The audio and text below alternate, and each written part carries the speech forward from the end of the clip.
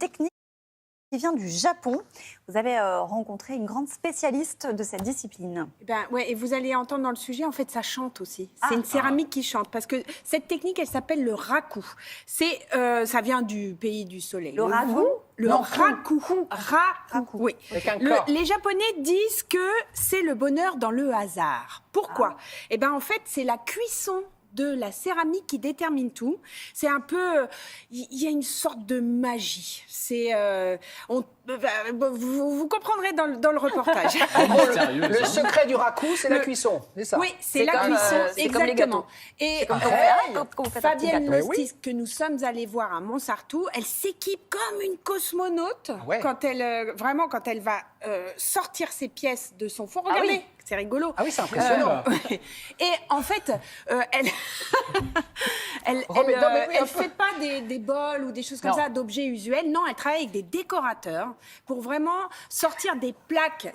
Elle travaille un matériau. Là, on voit un travail avec Laura Gonzalez, il y a Emmanuel Simon, il y a Tristan Auer. Voilà, on regarde. Ben oui. Ouais, c'est génial. Génial.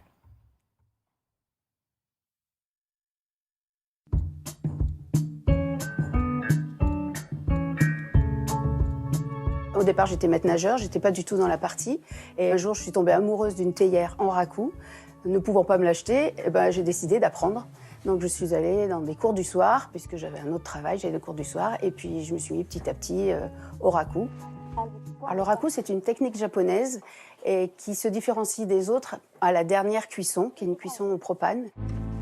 On est à 1000 degrés, on sort les pièces à chaud. Il y a un choc thermique. Je mets ça dans de la sciure, il y a un dégagement de carbone parce que les pièces sont très très chaudes. Vous entendez? Ça chante. Et alors après, je rajoute de la sciure, j'en enlève et tout. Bon, ça, c'est ma petite cuisine. Voilà, je fais ça, je balaye pour regarder où on en est au niveau des craquelures. Donc je remets un petit coup. Et quand j'ai le résultat escompté, je reprends la pièce qui est encore chaude, on est à un peu plus de 600 degrés, et là j'arrête tout en mettant ça dans l'eau. Et voilà. Le carbone rentre et ça fait des craquelures, de fines craquelures noires.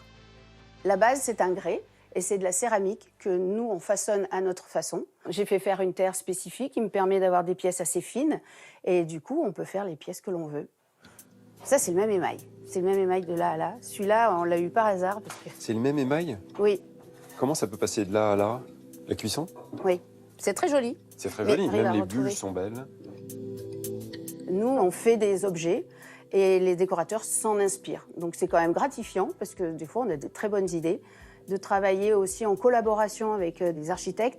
On arrive à leur donner des solutions et à ce que leur objet soit encore plus joli parce qu'on dit mais ça on sait faire ça on peut donc c'est vraiment une collaboration. Donc pour moi on n'est pas vraiment artiste, on est artisan, on se complète en fait. C'est un métier qui est très enrichissant. Moi j'adore ça.